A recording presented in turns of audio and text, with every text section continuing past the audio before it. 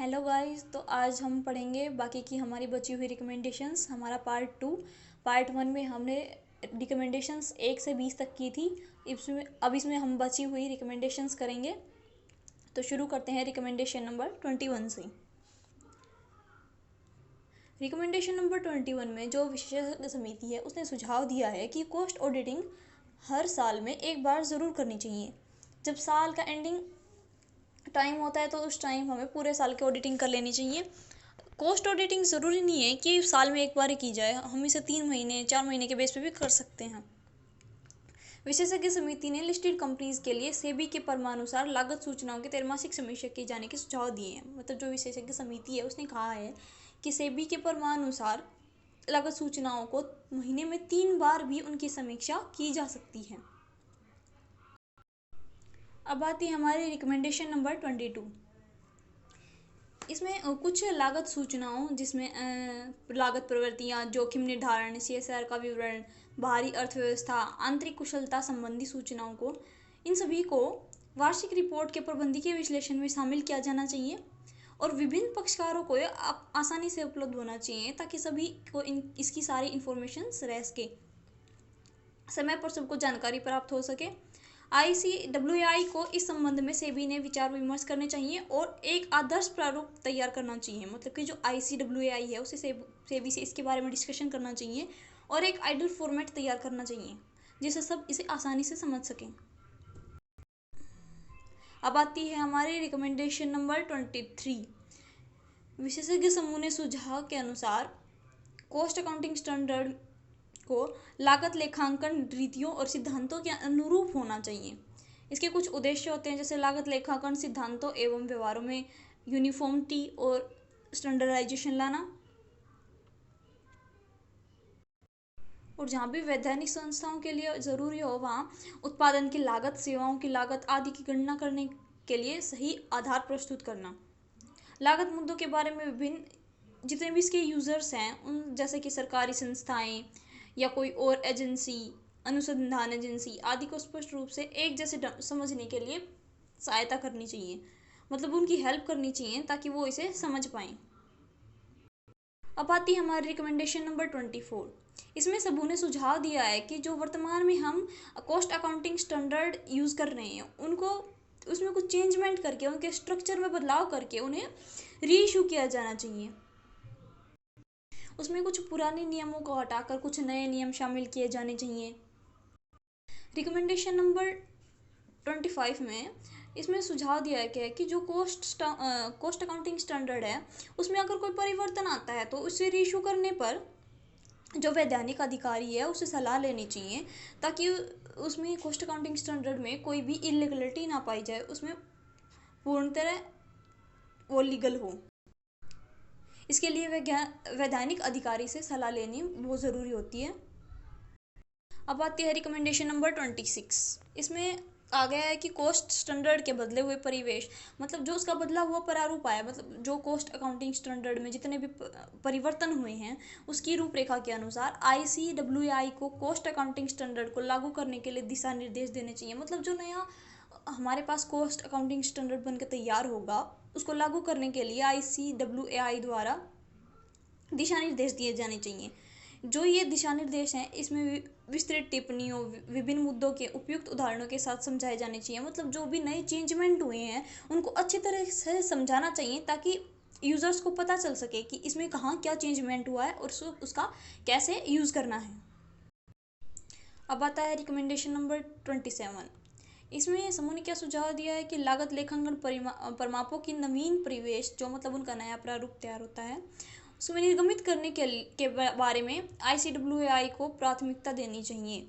मतलब ICWAI को प्राथमिकता मिलनी चाहिए ताकि वो उन परिमापों को निर्गमित कर सके। है रिकमेंडेशन नंबर 28। इसमें समूह ने सुझाव दिए हैं कि लागत लेखांकन परिमाप उन सभी क्षेत्रों के बारे में निर्गमित किए जाने चाहिए जो इंफ्रास्ट्रक्चर या सर्विस सेक्टर की कंपनीज द्वारा यूज़ किए जाते हैं।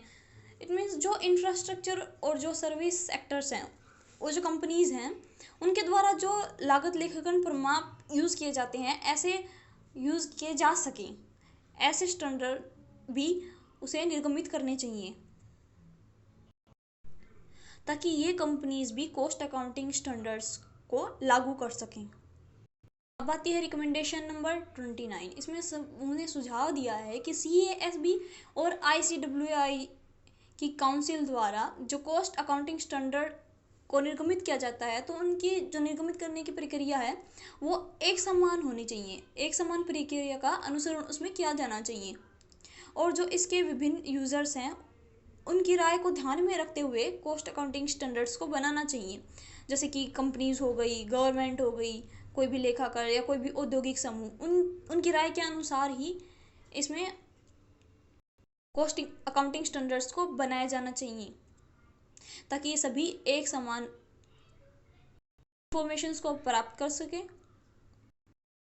अब आता है recommendation number 30।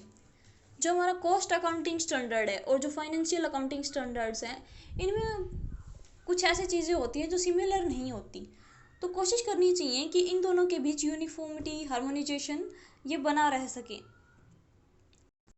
Cost accounting standard में सिर्फ कॉस्ट से रिलेटेड ही अकाउंटिंग की जाती है और फाइनेंशियल अकाउंटिंग स्टैंडर्ड इससे बिल्कुल डिफरेंट है।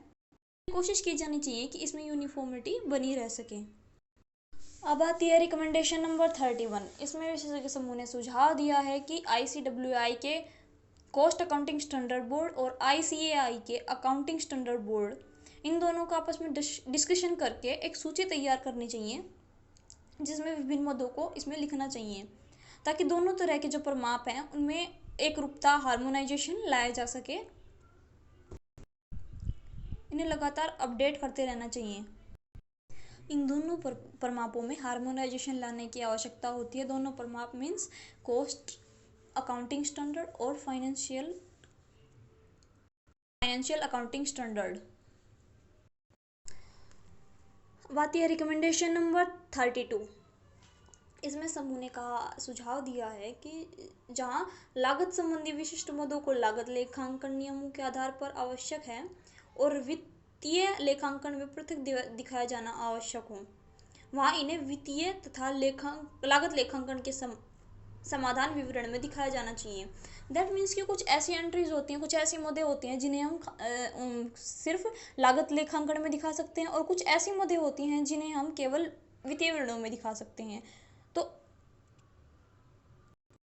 और कुछ ऐसी एंट्रीज होती हैं जिन्हें दोनों ही अकाउंट्स में दिखाया जाना ज़रूरी होता है। तो जो ऐसी एंट्रीज होती हैं उन्हें हमें वित्तीय तथा लागत लेखांकन के समाधान विवरण में भी दिखाना चाहिए, ताकि हमें पता चल सके कि एक जैसे समान एंट्रीज कौन कौन सी हुई हैं।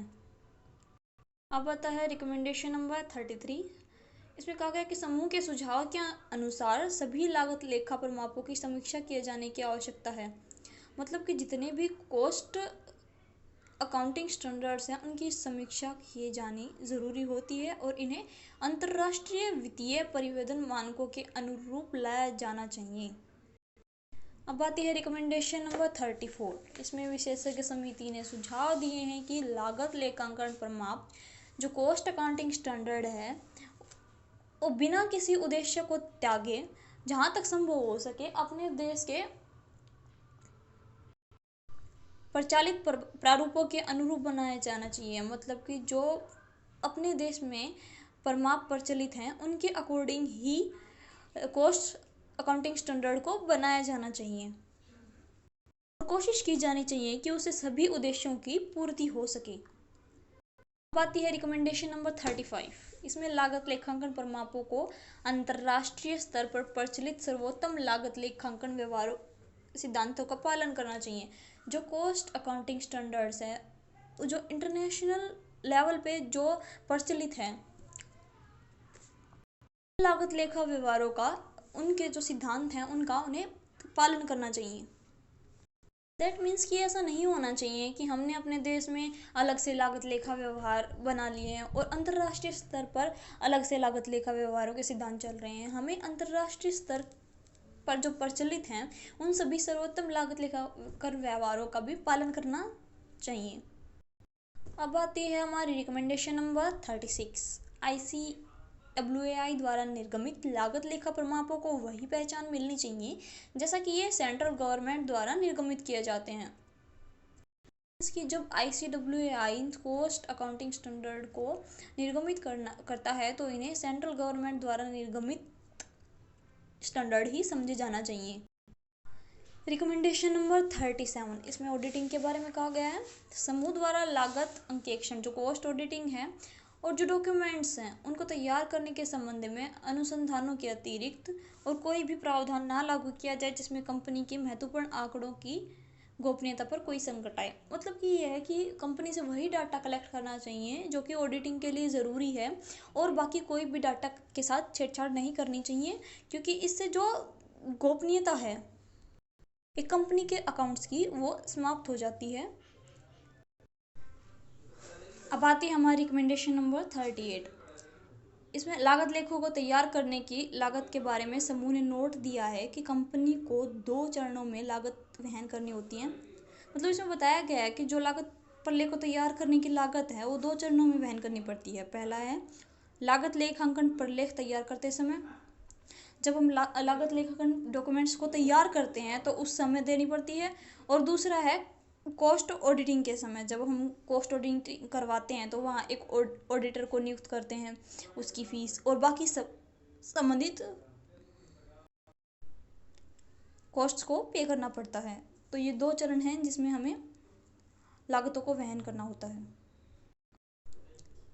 तो ये हमारी रिकमेंडेशंस आज कंप्लीट होती हैं। कुछ पार्ट 1 में कराई गई थी और कुछ पार्ट 2 में आज मैंने करवा दी हैं। आई होप आपको समझने में आसानी होगी।